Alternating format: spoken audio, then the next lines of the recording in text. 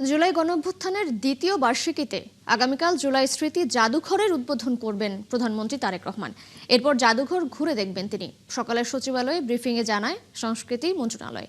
এ সময় সংস্কৃতি মন্ত্রী নিতাই রায় চৌধুরী বলেন, জুলাই জাদুঘর নির্মাণ নিয়ে কোনো অনিয়ম পেলে খতিয়ে দেখা হবে। কাল উদ্বোধন হলেও বৃহস্পতিবার থেকে সাধারণ দর্শনার্থীদের জন্য উন্মুক্ত করে দেয়া হবে জুলাই জাদুঘর বলে জানিয়েছেন প্রধানমন্ত্রীর তথ্য উপদেষ্টা ডক্টর জাহিদুর রহমান। তবে একসঙ্গে অতিরিক্ত দর্শনার্থীর চাপ সামাল দিতে অনলাইনে নির্ধারিত স্লট বুকিংয়ের মাধ্যমে প্রবেশের ব্যবস্থা রাখা হচ্ছে। প্রাপ্তবয়স্কদের জন্য টিকিটের মূল্য 50 টাকা এবং শিশুদের জন্য 25 টাকা নির্ধারণ করা হয়েছে। সর্বসাধারণের জন্য আসলে এটা খোলা থাকবে 6 তারিখ থেকে, এটা একটু ক্লিয়ার করি। মাননীয় প্রধানমন্ত্রী উদ্বোধন করার পরে সাংবাদিকদেরকে আমরা একটা এক্সক্লুসিভ টাইম দেবো, কারণ আমরা চাই তারা এটার উপরে রিপোর্ট করে মানুষের কাছে এটা ছড়িয়ে দেন। এবং আমরা প্রথম দিনটা শহীদ পরিবারের জন্য আমরা এক্সক্লুসিভলি রিজার্ভ করতে চাইছি। এরপর থেকে এটা সর্বসাধারণের জন্য উন্মুক্ত থাকবে। যদি কারোর বিরুদ্ধে অভিযোগ থাকে তাহলে সুনির্দিষ্ট বলতে হবে যে আপনার বিরুদ্ধে বা অমুকের বিরুদ্ধে এই দুর্নীতির অভিযোগ আছে এবং তিনি এই খাতে এভাবে দুর্নীতি করেছেন, সেটা সুনির্দিষ্ট হতে হবে এবং একজন ইনফরমেন্ট হবে, মানে অভিযোগকারী। আইন বলে যে আইনে লিমিটেশন বলে কিছু নেই। আগামী বছরের মধ্যে জুলাই গণঅভ্যুত্থানে মানবতা বিরোধী অপরাধের বিচার শেষ করতে চায় আন্তর্জাতিক অপরাধ ট্রাইব্যুনাল। দুপুরে সাংবাদিকদের এই কথা জানান চিফ প্রসিকিউটর আমিনুল ইসলাম। তিনি আরও জানিয়েছেন, গুম ও খুনের মামলাগুলো গুরুত্ব সহকারে দেখা হচ্ছে। চিফ প্রসিকিউটর বলেন, ট্রাইব্যুনালের রায়ে যাদের সম্পত্তি বাজেয়াপ্তের রায় আছে তারা পলাতক থাকলেও তা বাস্তবায়ন করতে কাজ চলছে। এদিন আন্তর্জাতিক অপরাধ ট্রাইব্যুনাল 2 এর বিচারিক প্যানেলে জুলাই গণঅভ্যুত্থানে মানবতা বিরোধী অপরাধের মামলায় কার্যক্রম নিষিদ্ধ আওয়ামী লীগের সাধারণ সম্পাদক ওবায়দুল কাদের সহ যুবলীগ ছাত্রলীগের 7 শীর্ষ নেতার বিরুদ্ধে যুক্তিতর্ক উপস্থাপন করা হয়। আর গুম ও ক্রসফায়ারের 2 মামলায় সাবেক সেনা কর্মকর্তা জিয়াউল আহসান ও তারেক সাঈদকে 10 আগস্ট ট্রাইব্যুনালে হাজির করার নির্দেশ দেয় ট্রাইব্যুনাল। উনি যদি আপিল করার সুযোগ না থাকে আইন অনুযায়ী, তাহলে তো রায় অন্যভাবে বাস্তবায়ন হবে। আর আপিল করতে পারলেও আপিল নিষ্পত্তি সাপেক্ষে তার রায় বাস্তবায়ন হবে। এখন এইটা তো তখন বলা যাবে। আমি অগ্রিম কি করে বলবো যে আজকে আমি তাকে ফাঁসি দিতে পারবো অথবা কার্যকর করতে পারবো অথবা পারবো না, কোনোটাই তো বলা মুশকিল। এটা তো আইনে যেভাবে আছে তাই, কিন্তু এইটা এই প্রশ্ন উঠতে পারে ওনার আশার সাপেক্ষে। উনি না আসলে এইসব আলোচনা অর্থহীন। উনি আসার পরে তার পদক্ষেপের উপরে নির্ভর করবে ওই রায়টা কি প্রক্রিয়ায় বাস্তবায়ন হবে। তবে তবে তবে আইনটা হচ্ছে যে তিনি মৃত্যুদণ্ডপ্রাপ্ত, তার মৃত্যুদণ্ড কার্যকর হবে তাকে পাওয়া গেলে, যদি অন্যভাবে আর কোনো কিছু না থাকে। জুলাইকে ভুলিয়ে দেওয়ার অপচেষ্টা করা হলে জনগণকে সাথে নিয়ে প্রতিরোধ গড়ে তোলার হুঁশিয়ারি দিয়েছেন জামায়াতে ইসলামীর আমির ডক্টর শফিকুর রহমান। তিনি বলেন, আধিপত্যবাদের কাছে কখনো মাথা নত করবে না জামায়াত। আজ রাজধানীর সিরডাপ মিলনায়তনে এক অনুষ্ঠানে প্রধান অতিথির বক্তব্যে বিরোধী দলীয় নেতা এসব কথা বলেন। মামুন হোসেনের রিপোর্ট। আজাদী সংগ্রামের পটভূমিতে জুলাই বিপ্লব 2024 বইয়ের মোড়ক উন্মোচন অনুষ্ঠানে যোগ দেন জামায়াতের আমির ডাক্তার শফিকুর রহমান। এ সময় তিনি সতর্ক করেন, জুলাইকে ভুলিয়ে দেওয়ার অপচেষ্টা কোনোভাবেই মেনে নেওয়া হবে না। এই লেখে জুলাইকে ভুলিয়ে দেওয়ার একটা নিরন্তর উল্টা সংগ্রাম শুরু হয়েছে। যদি সেই রকম কোনো সংগ্রাম হয়ে থাকে, আমরা মহান আল্লাহর উপর ভরসা করে বলছি, দেশবাসীকে সাথে নিয়ে এই সমস্ত কিছু ইনশাআল্লাহ তছনছ করে দেওয়া হবে। সরকারকে জুলাই যোদ্ধাদের গায়ে হাত না দেওয়ার আহ্বান জানিয়ে বিরোধী দলীয় নেতা বলেন, এটা হলে তাদের সাথে বিশ্বাসঘাতকতা করা হবে। যে জুলাই যোদ্ধাদের কারণে আজকে আপনি সরকার, সেই জুলাই যোদ্ধাদের চোখগুলা কেড়ে নেবেন না, হাত পা ভাঙবেন না, এক ফোঁটা রক্ত ঝরাবেন না। যদি ঝরান, এটি হবে অবশ্যই চরম নিমক হারানো হবে। তার দাবি, অতীতে বিভিন্ন সরকার মুক্তিযুদ্ধের স্টেক হোল্ডার দাবি করলেও এ নিয়ে তারা সঠিক ইতিহাস লিপিবদ্ধ করতে পারেনি। এতগুলা সরকার আসলো গেল, সবাই দাবি করেন যে আমরা মুক্তিযুদ্ধের স্টেক হোল্ডার। ওকে আপনারা মুক্তিযুদ্ধের স্টেক হোল্ডার, আপনাদেরকে সম্মান করি। তো এই গুরুত্বপূর্ণ কাজটা করছেন না কেন? স্বাধীনতার ৫৫ বছর পার হলেও মুক্তিযুদ্ধ এবং শহীদদের সঠিক তালিকা না হওয়ার আক্ষেপ করেন জামায়াত আমির। তো আফসোস ৫৫টা বৎসর চলে গেল, না যোদ্ধাদের একটা সঠিক তালিকা তৈরি হলো, না শহীদদের একটা তালিকা তৈরি হলো। মামুন হুসাইন, ৭১, ঢাকা। শেখ হাসিনার বক্তব্য প্রচার করলে আদালতের নির্দেশ অমান্য করা হবে, কেউ তা অমান্য করলে ব্যবস্থা নেওয়ার হুঁশিয়ারি দিয়েছেন প্রধানমন্ত্রীর উপদেষ্টা ডক্টর জাহিদুর রহমান। আজ সচিবালয়ে নিয়মিত সংবাদ সম্মেলনে সাংবাদিকদের প্রশ্নের জবাবে তিনি বলেন, বর্তমান সরকার ভূ রাজনৈতিক কোনো চাপে নেই, গ্যাস সংকট কাটানোর চেষ্টা করছে সরকার, তবে জনগণকে সাশ্রয়ী হবার আহ্বান জানান উপদেষ্টা। বিস্তারিত শারমিন নীরার রিপোর্টে। ২০২৪ সালের জুলাই ৩৬ দিনের ছাত্র জনতার আন্দোলনের মুখে পতন হয় আওয়ামী লীগের ১.৫ দশকের শাসনের। দেশ ছেড়ে পালান শেখ হাসিনা। ভারতে পালিয়ে থেকে দণ্ডপ্রাপ্ত দলটির সভাপতি এতদিন গোপনে নানা কার্যক্রম চালালেও গণ অভ্যুত্থানের ২ বছরে ৫ আগস্ট প্রকাশ্য কর্মসূচিতে অংশ নেওয়ার ঘোষণা দিয়েছেন। এ নিয়ে বর্তমান সরকারের মুখপাত্র তথ্য উপদেষ্টা জাহিদুর রহমান বলেন, দণ্ডপ্রাপ্ত আসামির বক্তব্য প্রচার করলে আদালতের নির্দেশ অমান্য করা হবে। এটা যদি কেউ আগাম জানায় এবং সেটা পাবলিশ করে, এটা অবশ্যই আদালতের রায় ভায়োলেট করা হবে। আমরা এই ব্যাপারে ব্যবস্থা নেব। আমরা আগের বার একটা সতর্কতা দিয়েছিলাম, আপনাদের নিশ্চয়ই মনে আছে, আপনাদের যারা করেছেন তাদের ব্যাপারে আমরা এবার আবার স্মরণ করিয়ে দেব যে এই কাজ কেউ যেন না করেন, এটা থেকে বিরত থাকেন, কারণ এটা আদালতের নির্দেশ আছে। সম্প্রতি ট্রাম্পের বিশেষ দূতের ঢাকা সফর আর ব্রিক্স সম্মেলনে প্রধানমন্ত্রী তারেক রহমানকে ভারতে আমন্ত্রণ প্রসঙ্গে সরকারের মনোভাব জানতে চান সাংবাদিকরা। উপদেষ্টা বলেন, ভূ রাজনৈতিক চাপে নেই বাংলাদেশ। কার কার সাথে পার্সোনালি দেখা করেছেন আমরা সরকারিভাবে যেহেতু ইনফর্ম নই, সে ব্যাপারে আমি মন্তব্য করছি না। সরকার জিওপলিটিক্যাল কোনো টেনশন বা চাপে নেই। সংবাদ সম্মেলনে দেশের সার্বিক জ্বালানি পরিস্থিতিও তুলে ধরেন জাহিদুর রহমান। গ্যাস বিদ্যুৎ ব্যবহারে জনগণকে সাশ্রয়ী হবার পরামর্শ তার। নাগরিকদের একটু প্রস্তুত থাকা, জ্বালানি ব্যবহারে সাশ্রয়ী হওয়া, এগুলো একটু দরকার আছে, এবং সবকিছুর পরও কিছু সংকট হবে যেটা আমরা সবাইকে ভাগ করে নিতে হবে। শারমিন নীরা, ৭১, ঢাকা। সংবিধান সংশোধন কমিটিতে না এলেও বিরোধী দলের সাথে আলোচনা করা হবে বলে জানিয়েছেন স্বরাষ্ট্রমন্ত্রী সালাউদ্দিন আহমদ। তবে বিরোধী দল যখনই চাইবে তখনই কমিটিতে আসতে পারবে বলে জানিয়েছেন আইনমন্ত্রী মোহাম্মদ আসাদুজ্জামান। দুপুরে জাতীয় সংসদে সংবিধান সংশোধন কমিটির প্রথম বৈঠকে অংশ নিয়ে সাংবাদিকদের এসব কথা বলেন তারা। বিরোধী দল ছাড়াই ১২ সদস্য নিয়ে স্বরাষ্ট্রমন্ত্রীর সভাপতিত্বে এই বৈঠক হয়েছে। এ সময় কমিটির সভাপতি স্বরাষ্ট্রমন্ত্রী বলেন, জুলাই সনদ বাস্তবায়ন করাই সরকারের লক্ষ্য। সংবিধানের সংশোধনী জনপ্রত্যাশা পূরণ করবে বলেও মনে করেন তিনি। বৈঠক শেষে আইনমন্ত্রী বলেন, বিরোধী দল কমিটিতে না এলেও তারা এই প্রক্রিয়ার সঙ্গে যুক্ত। সংবিধান সংশোধন কমিটি জুলাই যোদ্ধা, শহীদ পরিবার, বৈষম্য বিরোধী ছাত্র আন্দোলনের নেতা সহ গণমাধ্যম কর্মীদের সাথেও আলোচনা করবে বলে জানান আইনমন্ত্রী। এর আগে ১৩ জুলাই জাতীয় ঐকমত্যের ভিত্তিতে সংবিধান সংশোধন কমিটি গঠন করা হয়।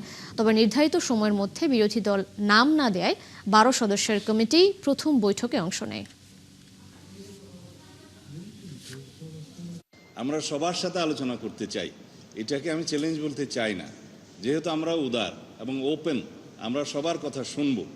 এত বড় একটা ছাত্র গণ অভ্যুত্থান সংগঠিত হলো, জাতির প্রত্যাশা অনেক, শহীদের আকাঙ্ক্ষা ছিল, সেই প্রত্যাশা এবং আকাঙ্ক্ষা অনুযায়ী আমাদেরকে এই বাংলাদেশ বিনির্মাণ করতে হবে, গণতান্ত্রিক ধারাকে শক্তিশালী করতে হবে, এবং এই শক্তিশালী গণতান্ত্রিক ব্যবস্থাকে যদি আমরা ধারণ করতে চাই, সংবিধানই প্রথম আমাদেরকে সব কিছু কন্টেইন করতে হবে, ধারণ করতে হবে।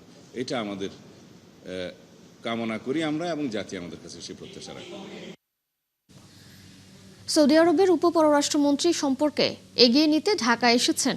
বিনিয়োগ, এআই ও শ্রম খাতে একসঙ্গে কাজ করবে ঢাকা ও রিয়াদ। আর সামঞ্জস্যপূর্ণ সময়ে সৌদি আরব যাবেন প্রধানমন্ত্রী তারেক রহমান। দুপুরে সৌদি আরবের পররাষ্ট্র উপমন্ত্রী ওয়ালিদ এল খেরেজির সঙ্গে বৈঠক করেন পররাষ্ট্রমন্ত্রী খলিলুর রহমান, পররাষ্ট্র প্রতিমন্ত্রী শামা ওবায়েদ, তথ্যমন্ত্রী জহির উদ্দিন স্বপন ও বেসরকারি বিমান প্রতিমন্ত্রী রশিদুজ্জামান মিল্লাত সহ প্রধানমন্ত্রীর পররাষ্ট্র বিষয়ক উপদেষ্টা হুমায়ুন কবির। বৈঠক শেষে ব্রিফিংয়ে এসব জানান পররাষ্ট্র প্রতিমন্ত্রী। এর আগে সকালে রাষ্ট্রীয় অতিথি ভবন পদ্মায় এই বৈঠক শুরু হয়।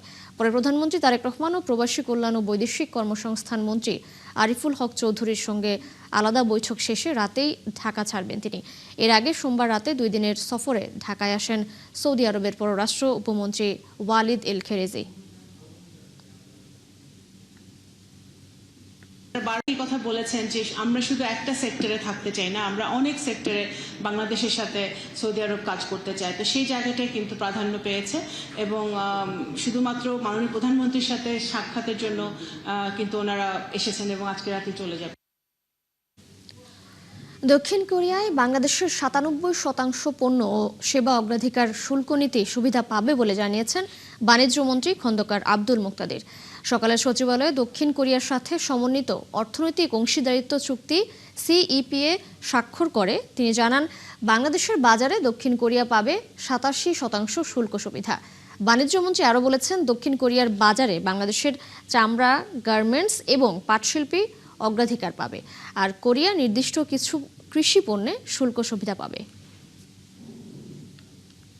প্রথম FTA comprehensive economic partnership agreement সই করতে যাচ্ছি দক্ষিণ কোরিয়ার সাথে। একটু আগে আমরা সেটা স্বাক্ষর করেছি এবং লম্বা সময়ের যে অনেক নেগোসিয়েশন, ইকোনমিক পার্টনারশিপ এগ্রিমেন্টের অনেক নেগোসিয়েশন 10 বছর 20 বছর ধরেও চলে। আমরা অল্প সময়ে টার্গেট সেট করে সেই আলোচনাটা আল্লাহর রহমতে সম্পন্ন করেছি এবং এই চুক্তির ফলে বাংলাদেশের ৯৭% পণ্য এবং সেবা ৯৭% পণ্য কোরিয়ার বাজারে অগ্রাধিকার ভিত্তিতে অগ্রাধিকার শুল্ক নীতির ভিত্তিতে প্রবেশাধিকার পাবে। একইভাবে কোরিয়ান ৮৭% পণ্য বাংলাদেশের বাজারে শুল্কের অগ্রাধিকার পাবে। দেশের পানি ব্যবস্থাপনার বিদ্যমান চ্যালেঞ্জ মোকাবিলা এবং টেকসই সমাধান নিশ্চিত করতে বিশেষজ্ঞদের সঙ্গে মত বিনিময় করেছেন প্রধানমন্ত্রী তারেক রহমান। মঙ্গলবার সচিবালয়ে প্রধানমন্ত্রীর কার্যালয়ে এই সভা অনুষ্ঠিত হয়। সামাজিক উন্নয়নমূলক সংগঠন ফুডস্টেপস বাংলাদেশের নেতৃত্বে পরিবেশ, পানি ও প্রকৌশল খাতের বিশেষজ্ঞ এবং এই সংক্রান্ত কয়েকটি প্রতিষ্ঠানের প্রতিনিধিরা সভায় অংশ নেন। প্রধানমন্ত্রী তারেক রহমান বিশেষজ্ঞদের বক্তব্য শুনে পরিবেশ সুরক্ষা এবং নাগরিকদের জন্য নিরাপদ পানি ব্যবস্থাপনা নিশ্চিত করতে সহযোগিতার আশ্বাস দেন। এ সময় স্থানীয় সরকার প্রতিমন্ত্রী মীর শাহে আলম, প্রধানমন্ত্রীর মুখ্য সচিব ABM আব্দুস সাত্তার ও বিএনপির বিশেষ সম্পাদক বেলায়েত হোসেন উপস্থিত ছিলেন। ঢাকা ঈশ্বরদী রেল সড়কের সিরাজগঞ্জের শহীদ M মনসুর আলী স্টেশনে ট্রেনের বগি লাইনচ্যুত হওয়ায় রাজধানী ঢাকার সঙ্গে উত্তরবঙ্গের রেল যোগাযোগ বন্ধ রয়েছে। এতে বিভিন্ন স্টেশনে একাধিক যাত্রীবাহী ট্রেন আটকা পড়েছে। সিরাজগঞ্জ রেলওয়ে পুলিশের ভারপ্রাপ্ত কর্মকর্তা জানান, মঙ্গলবার সকাল 10:55 রাজশাহী থেকে ঢাকাগামী সিল্ক সিটি এক্সপ্রেস ট্রেনটি শহীদ M মনসুর আলী রেল স্টেশনে পৌঁছলে একটি বগি লাইনচ্যুত হয়। এতে ঢাকার সঙ্গে উত্তর ও দক্ষিণাঞ্চলের রেল যোগাযোগ সাময়িকভাবে বন্ধ হয়ে যায়। এরই মধ্যে বিভিন্ন স্টেশনে বেশ কয়েকটি যাত্রীবাহী ট্রেন আটকে পড়েছে। লাইনচ্যুত বগিটি উদ্ধার অভিযান শেষ হলে ধাপে ধাপে ট্রেন চলাচল স্বাভাবিক হবে বলে জানিয়েছে রেলওয়ে কর্তৃপক্ষ। ভোলায় নামের সাথে মিল থাকায় মৃত শিক্ষকের বেতন নেয়ার অভিযোগ উঠেছে তজুমউদ্দিন উপজেলা জামায়াতে ইসলামীর সেক্রেটারি মোহাম্মদ মহিউদ্দিনের বিরুদ্ধে। প্রায় 20 বছর ধরে তিনি ওই শিক্ষকের ব্যাংক হিসাব ও ইন্ডেক্স নম্বর ব্যবহার করে বেতন তুলছেন। বিষয়টি জানাজানির পর মাদ্রাসা শিক্ষা অধিদপ্তরে এই বিষয়ে অভিযোগ দিয়েছেন মাদ্রাসার সুপার। যদিও পুরো বিষয়টি অস্বীকার করেছেন মহিউদ্দিন। কামরুল ইসলামের তথ্য ছবিতে প্রতিবেদন। তজুমউদ্দিনের মোহাম্মদ ভেলা উমরিয়া দাখিল মাদ্রাসায় শিক্ষক মোহাম্মদ মহিউদ্দিন 2005 সালে মারা যান। এরপর 2007 সালে সহকারী শিক্ষক হিসেবে নিয়োগ পান একই নামের তজুমউদ্দিন ডিগ্রি কলেজের অফিস সহকারী ও জামায়াত নেতা মোহাম্মদ মহিউদ্দিন। প্রায় 20 বছর পর জানা যায়, শিক্ষক নিয়োগের সময় মহিউদ্দিন ব্যবহার করেছিলেন অফিস সহকারীর ইন্ডেক্স নম্বর। এমনকি মন্ত্রণালয় থেকে আসা এমপিও তালিকা থেকে সরানো হয়নি মৃত শিক্ষক মহিউদ্দিনের নাম। 2026 সালে এসে জানা যায়, 2007 থেকে 2026 সালের জুন পর্যন্ত এমপিও সিটে জীবিত মহিউদ্দিনের ইন্ডেক্সের বিপরীতে ব্যবহার করা হচ্ছে মৃত মহিউদ্দিনের ব্যাংক অ্যাকাউন্ট। আমরা দেখতেছি যে ওনার ইন্ডেক্সই ঠিক আছে, তবে অ্যাকাউন্টটা সাবেক মহিউদ্দিনের অ্যাকাউন্ট ছিল 46 বুরহানুদ্দিন কুতবা শাখায়। ওর ইন্ডেক্স দিয়া বর্তমানে যে মহিউদ্দিন নামে দেওয়া হয়েছে অভিযোগ, এটার বিল উনি আগের মহিউদ্দিনের অ্যাকাউন্ট দিয়া উনি বিল উত্তোলন করতেছে। এ নিয়ে রূপালী ব্যাংকের তজুমুদ্দিন শাখার ব্যবস্থাপক জানান, মন্ত্রণালয় থেকে এমপিও তালিকা আসে, সেটি মাদ্রাসা সুপার সংশোধন করেন। বিষয়টি সংশোধনের পর বেতন পাবেন জীবিত শিক্ষক মহিউদ্দিন। সেই মহিউদ্দিনের অ্যাকাউন্ট নাম্বার যেটা এমপিওতে, সেটা সংশোধন করা হয় নাই। সেই সংশোধন না করার কারণে ওই ভুলটা ওখানে তাদের এমপিওতে রয়ে গেছে। তবে জীবিত মহিউদ্দিন তার নিয়োগ বৈধ বলে দাবি করেন। কেরানি পদের ইন্ডেক্স নম্বর দিয়ে নিয়োগের বিষয়ে তিনি জানান, বিষয়টি বোর্ডের সিদ্ধান্ত। এটা ভুল করছে ডিজি, পরে আরো সংশোধনী দিছে, সংশোধনী কাগজপত্র চিঠিপত্র এখানে আছে, কয়েকবার চিঠিপত্র ইস্যু করছে। এবারে এখান থেকে ব্যাংক কুদবা শাখাতে তজুমুদ্দিন গেছে, আর এখানে এটার অ্যাকাউন্ট কোনো জয়েন্ট ছিল না। জেলার শিক্ষা কর্মকর্তা জানান, কেরানি পদের ইন্ডেক্স দিয়ে শিক্ষক হওয়া যাবে না। নামে মিল থাকার সুযোগ নিয়ে বেতন জালিয়াতি করেছেন অভিযুক্ত শিক্ষক। বাস্তবে তো ওনাকে জিজ্ঞেস করলাম, আপনি কি ইন্ডেক্সের শিক্ষক? বলেন না, আমি ইন্ডেক্সের শিক্ষক না, আমি একজন অফিস সহকারী। তো আপনি কিভাবে ঢুকলেন? বলে আমাকে নিয়োগকর্তারা যারা ছিল কমিটিতে, তারা আমাকে নিয়োগ দিয়েছে। তদন্তের মাধ্যমে প্রকৃত ঘটনা উদ্ঘাটন এবং সরকারি বিধি অনুযায়ী প্রয়োজনীয় ব্যবস্থা নেয়ার দাবি জানিয়েছে এলাকার লোকজন। হাসিবা আলী বর্ণা, ৭১। তালাকপ্রাপ্ত প্রথম স্ত্রীকে আবার বিয়ে করায় দ্বিতীয় স্ত্রী মালয়েশিয়া প্রবাসী স্বামীর বাড়িঘর বুলডোজার দিয়ে গুড়িয়ে দিয়েছেন। ঘটনাটি চুয়াডাঙ্গার আলমডাঙ্গা উপজেলার খেজুরতলা এলাকার লোকজন এই তথ্য নিশ্চিত করেছেন। পুলিশ বলছে, তারা ঘটনা জানলেও এখনও কেউ অভিযোগ দায়ের করেনি। এম এ মামুনের তথ্য ছবিতে প্রতিবেদন। মালয়েশিয়া প্রবাসী রফিউদ্দিন সম্প্রতি দেশে ফিরে তালাক দেয়া প্রথম স্ত্রী সোনিয়াকে গোপনে বিয়ে করেন। বিষয়টি জানার পর রাগে ও ক্ষোভে দ্বিতীয় স্ত্রী রিমা ও তার পরিবারের সদস্যরা রফিউদ্দিনের বাড়িঘর বুলডোজার দিয়ে ভেঙে গুড়িয়ে দিয়েছেন। এলাকার লোকজন জানান, বছরখানেক আগে পারিবারিক বিরোধের জেরে সোনিয়ার সাথে রফিউদ্দিনের বিচ্ছেদ হয়। পরে দ্বিতীয় বিয়ে করেন।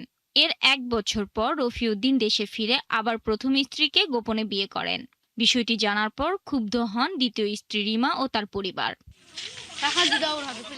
লোকজন আরও জানান, রবিবার সকালে রিমার বাবা মুকুল হোসেন ও তার পরিবারের সদস্যরা বুলডোজার দিয়ে ৫ ঘন্টায় বাড়িটি ভেঙে দেয়। এই রাস্তা দিয়ে আমি বাইক নিয়ে যাচ্ছিলাম, রাতে দেখলাম সেখানে বুলডোজার দিয়ে বাড়ি ভাঙছে। আগে একটা মেয়ের জন্য সংসার নষ্ট হয়ে গেছিল, পরে যে মন্দির ডাক্তারের বোনের মেয়ে বিয়ে করছিল, করার পরে এরপরে নাকি আবার সেই মেয়ে ফের নিয়েছে ওভারটেক করে, এই জন্য ওরা গাড়ি ফেলাই সেই বিল্ডিং ভাঙছে। আমি বিশ্বাস চাচ্ছি বা কৃষির জন্য আমার ঘর ভাই, আমি বিশ্বাস চাচ্ছি না আপনাদের কাছে। নাগদা ইউনিয়ন পরিষদের চেয়ারম্যান বলেন, পারিবারিক বিরোধের কারণে আইন নিজের হাতে তুলে নেওয়া অত্যন্ত দুঃখজনক। মূলত এই কাজটা আমার দৃষ্টিতে ঠিক হয়নি। এখন পর্যন্ত এই প্রবলেম নিয়ে আমার কাছে এর আগেও আসেনি, এবং এই ঘটনা ঘটার পরেও এখন পর্যন্ত আমার সাথে কেউ যোগাযোগ করেনি। এদিকে পুলিশ বলছে, তারা বিষয়টি জানলেও এখন পর্যন্ত থানায় কেউ অভিযোগ দায়ের করেনি।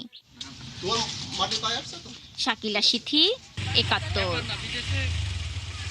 দীর্ঘ ৮ মাস ১৪ দিন বন্ধ থাকার পর দিনাজপুরের হিলি স্থলবন্দর দিয়ে ভারত থেকে কাঁচা মরিচ আমদানি শুরু হয়েছে।